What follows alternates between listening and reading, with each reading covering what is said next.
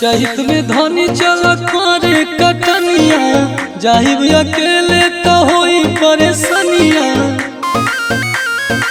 चहित में चल धनी करे कटनिया, जाहिब अकेले तो होई परेशानिया।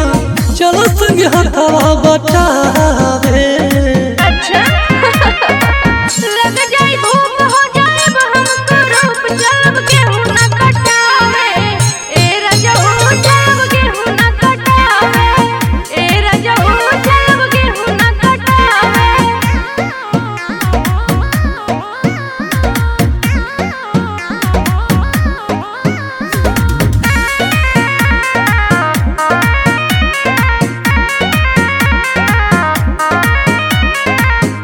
काहे सुकवार भइलू चहले के बेरी हो, होता दोपहर धानी जनी कार देरी हो।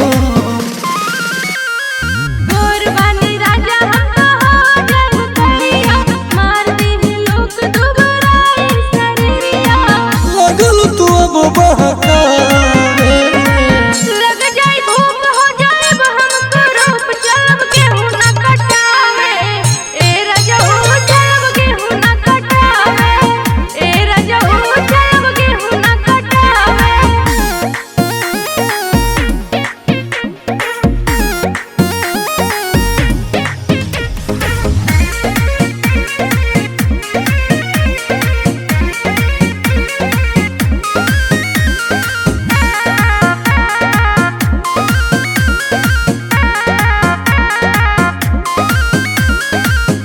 दो दिन के कटनी बावे पहले बाड़ू हाला हो, अपना हमरद पहरा हम कके संग चला हो।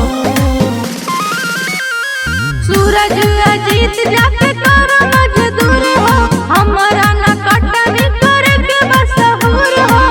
हम ही के चाहे पटावे।